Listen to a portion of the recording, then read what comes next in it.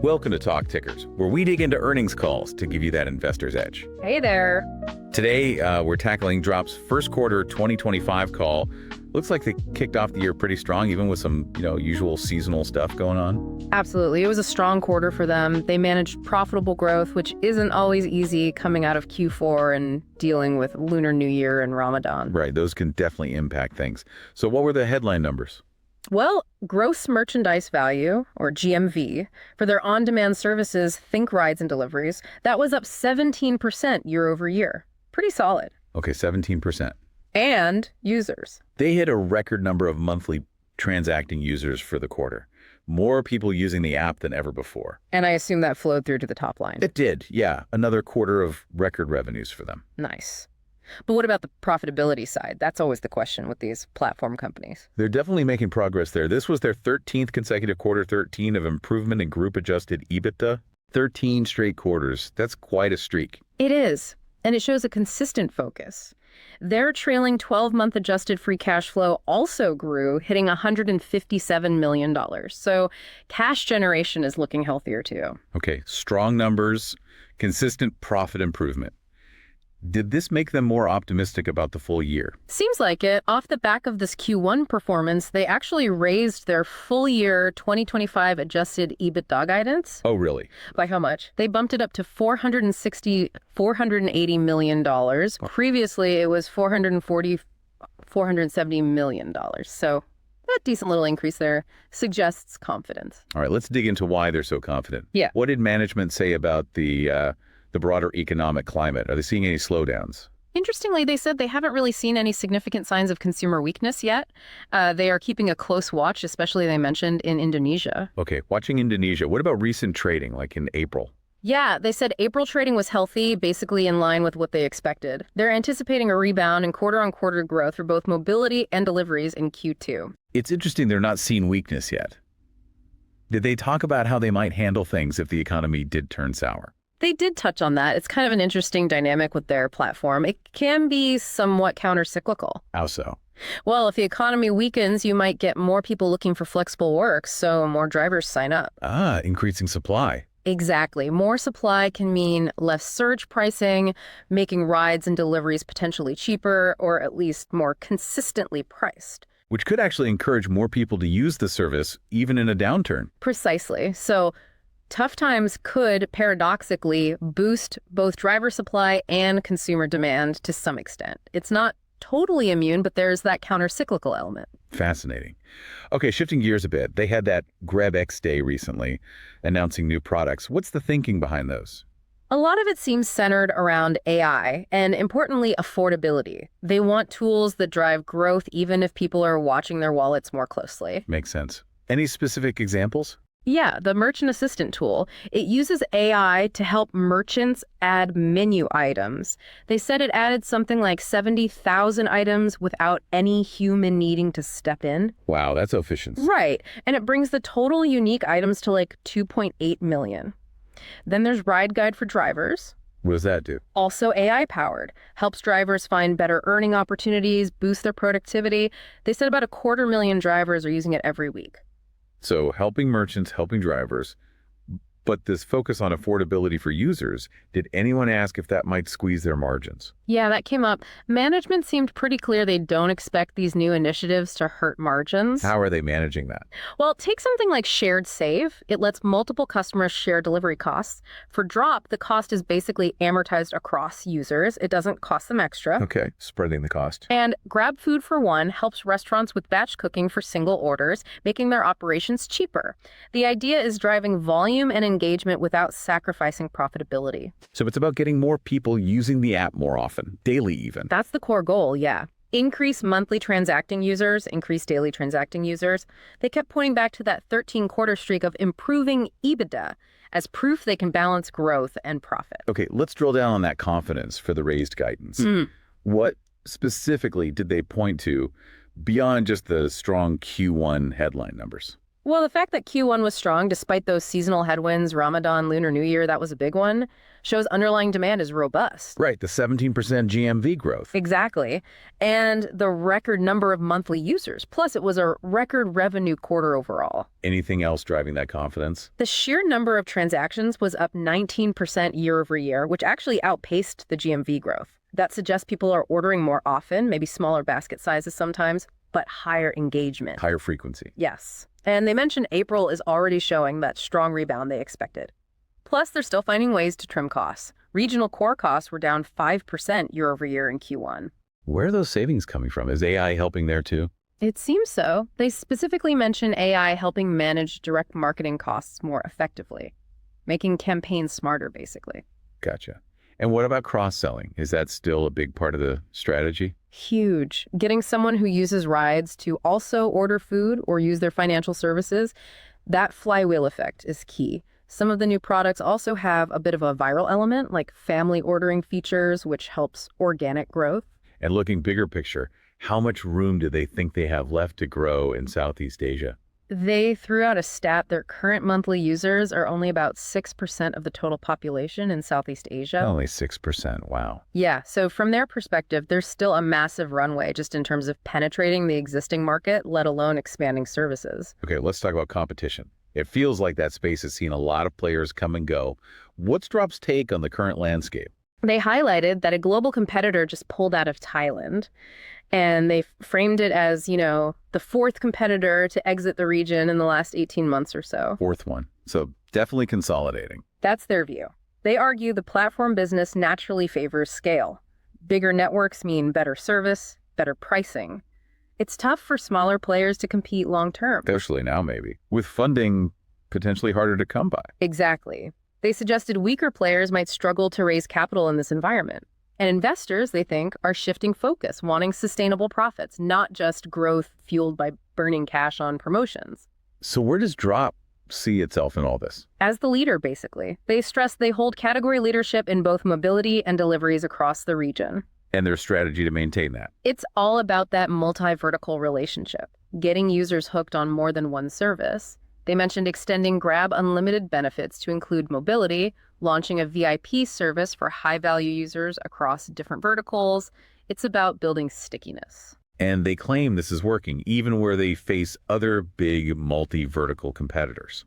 Yeah, they said they're gaining market share and expanding margins in markets where they have those kinds of competitors. Let's zoom in on Indonesia. You mentioned they're watching it closely, but how did it actually perform?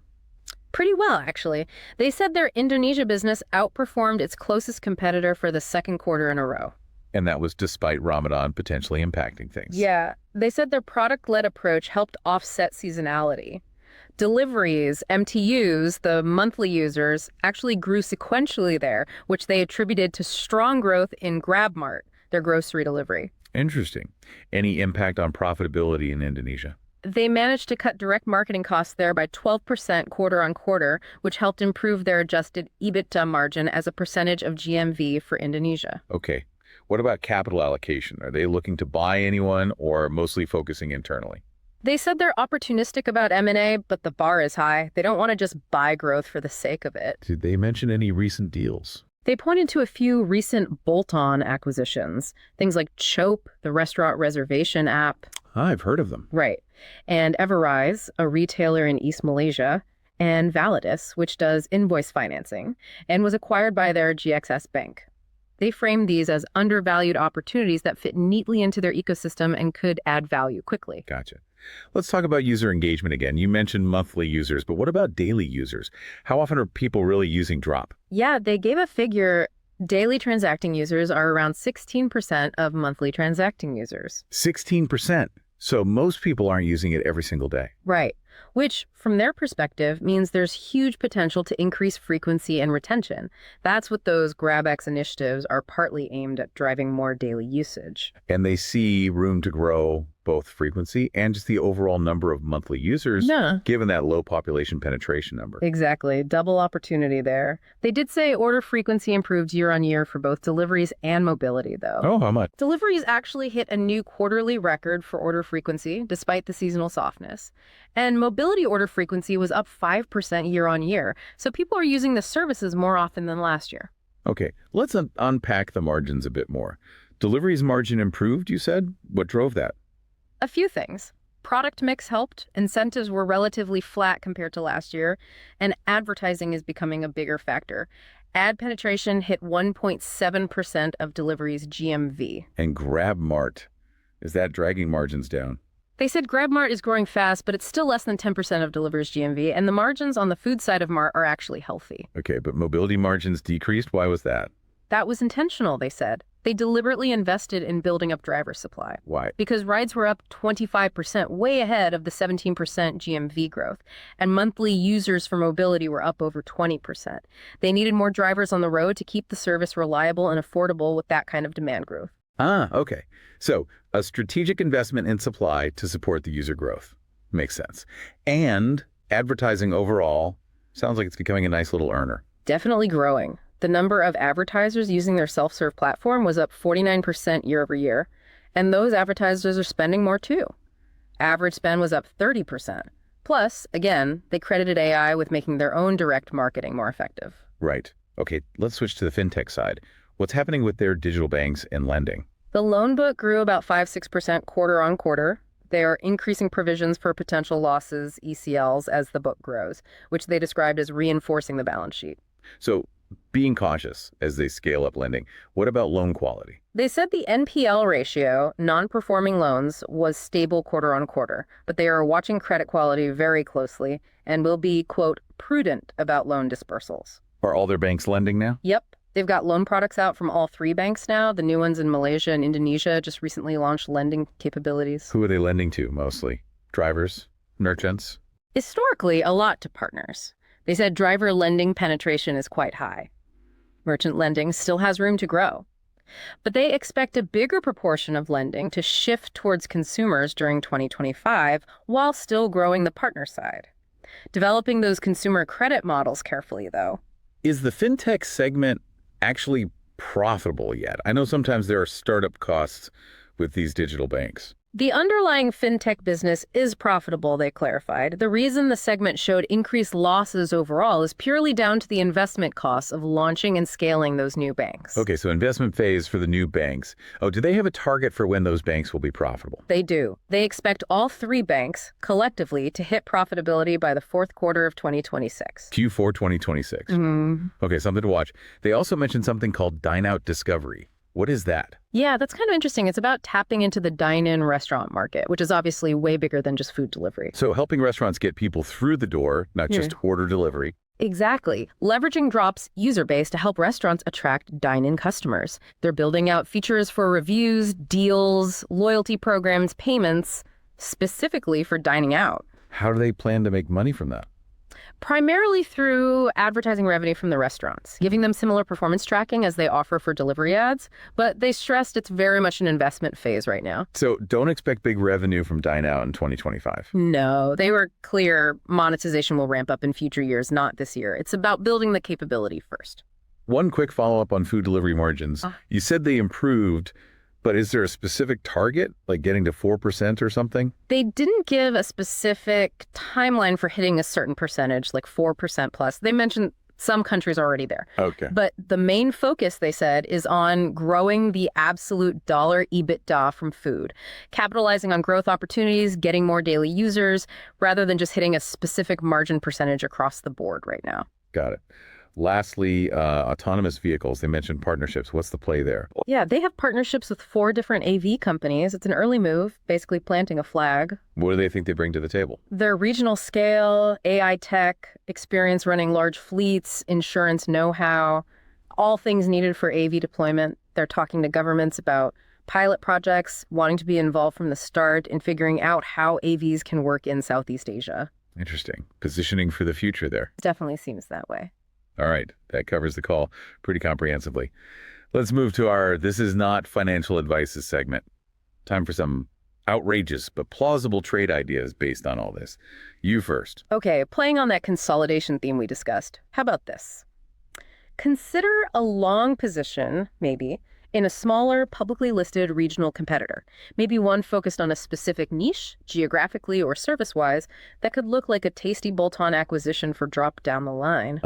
Betting on drop, buying them out to consolidate further. Exactly.